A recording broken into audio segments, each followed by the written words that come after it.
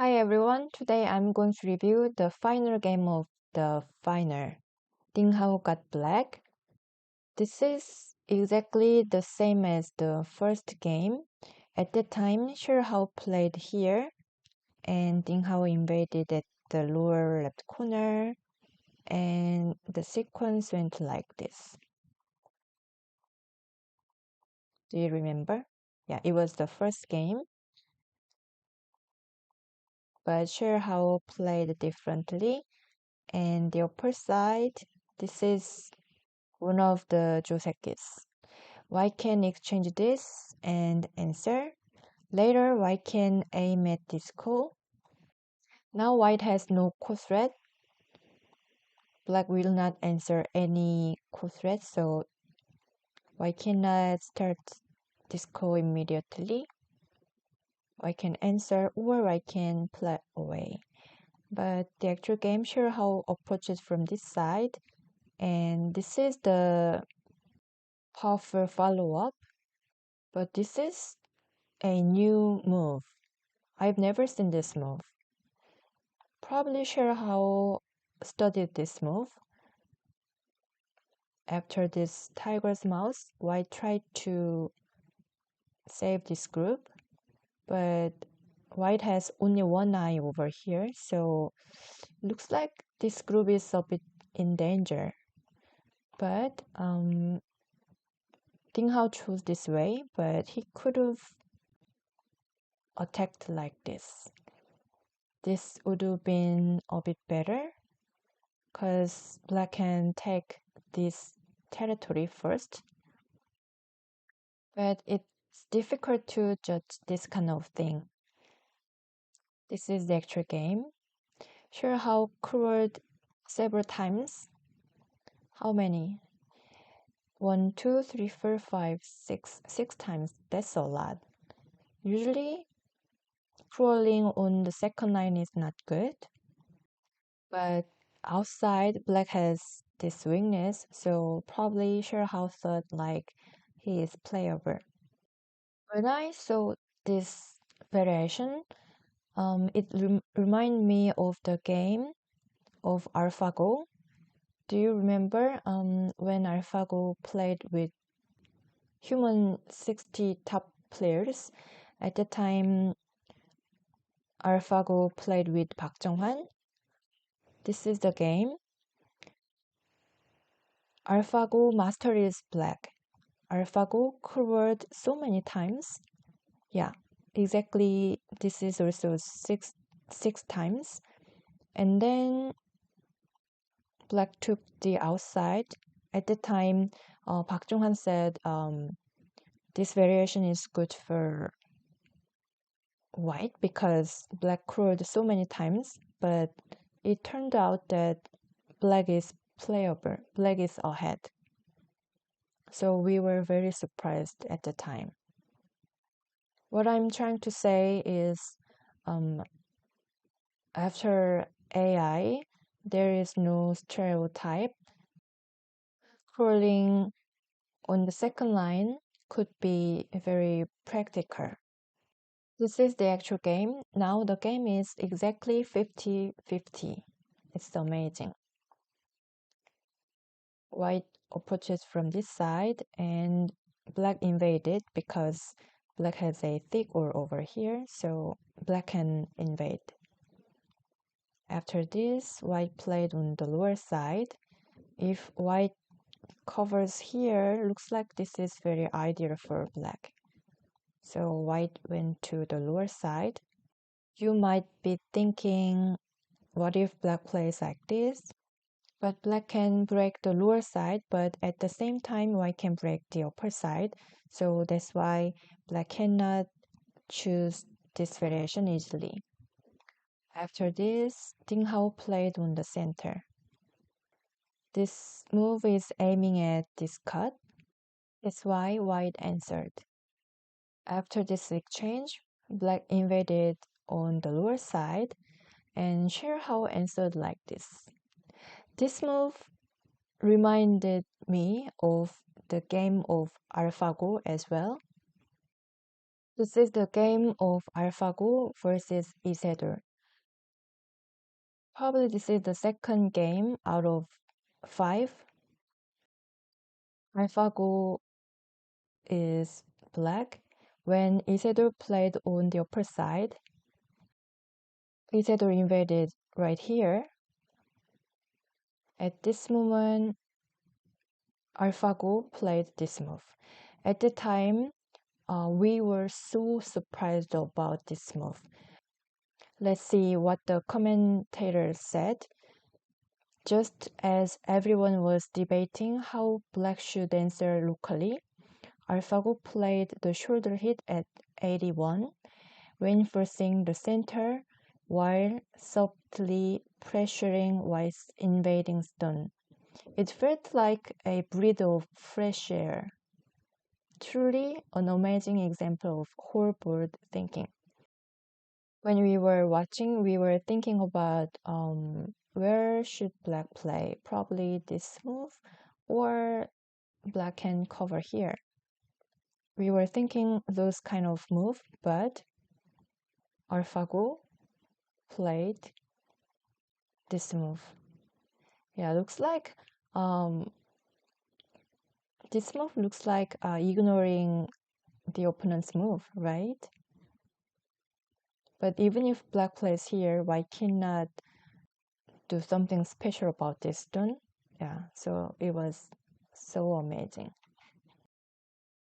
I mean, in this case, white can think about this kind of move, or white can think about this cover or answering like this, but Xie Erhao played here.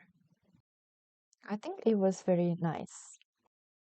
Ding Hao exchanged this and played here, but the actual game, white managed to defend the lower right corner perfectly. Now there is no aji. So with this move, Ding Hao could have asked here first. If white blocks from this side, later black can leave inside. Black can do something on the corner. If white blocks from the corner, then black can exchange this, and there is this pip. Yeah, let me show you more.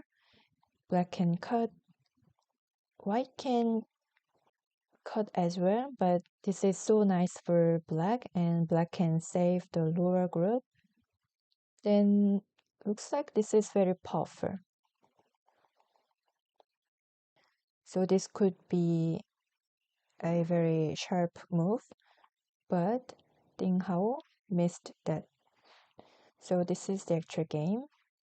Now, if black plays here, black cannot save this group. Yeah, I think white can answer like this.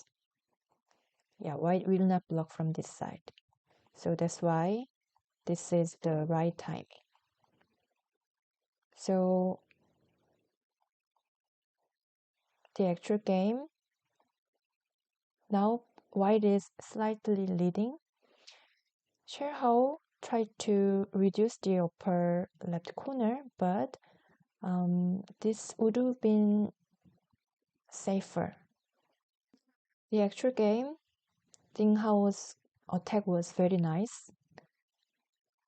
Personally, the sequence here was very difficult, so let's just pass.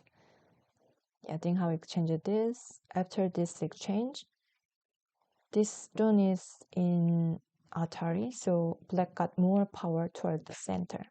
Yeah, it was very accurate. And black pushed. This is a vital point. Probably Xie Erhao thought like it would be very easy to save this group, but actually it was not that easy. After this, Xie Erhao exchanged this, and then after this cut, white exchanged this, but it was Xie Erhao's mistake. I think Xie Erhao lost his concentration at the time, because this is the last game of this tournament. He has been playing so many games. So yeah, I think I can understand. with this move, Xie Erhao could have exchanged this first. Because if black cuts, then white can cut. If black connects, then white can save this group. Black cannot continue to attack because white can push through the center. So if black answers the center, then white can save this group. Then now white managed to save this group in center, so it was okay for white. The game is very close, but Xie Erhao played this move first. This exchange was white's mistake because now black will not cut. Black can take this one stone. Then if white connects here, this is neutral point. I mean, let's suppose white plays here first, then the shape is like this. This exchange is, of course, is a huge benefit for black. So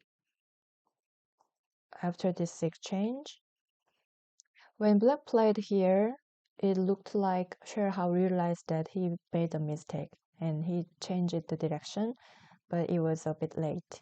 Yeah, the center was very big. Ding Hao chose this way, but pushing with empty triangle would have been much better, because if black can capture these two stones with this shape, it is very thick. We can compare this diagram with the actual game. This is the actual game. Now black got a strong outside, but these two stones are not 100% dead. So the previous variation would have been much better. Now black is slightly ahead. If black had played like this, then the gap would have been much bigger. This is the actual game. Black played away and white approached it. Black asked here, but there is nothing special. This is very sharp. Now that black has a very strong ore here, black can go this much. White answered, black exchanged this, and now Ding Hao chose this way, but there was this move. This is very powerful. If white answers from this side, then black can cut. I think this is a disaster for white. I think this way is better, but still black can cut from this side. If white blocks, then black can cut from this side. This is very powerful. What if white goes here? Then black can push through. Yeah, I think black can swallow this part. This is very big. But Ding Hao tried to block the center. Not sure how played this move. This is his mistake. He has very fast hands, right? So if everything is going well, we can say he's very decisive. But sometimes if something is going wrong, then we can say he is careless. Yeah, I'm sorry to say like this, but this move, this Atari, it was not good. Of course, black will not connect here. The actual game, Ding Hao registered like this, so a big call has started. With this move, Xie Erhao could have played here, then later white can Atari, right? Then the center is not black's territory. So if black had played like this, then the game would have been very close. It is like half-point game. But this is the actual game. Xie Erhao captured this one stone and played knight move.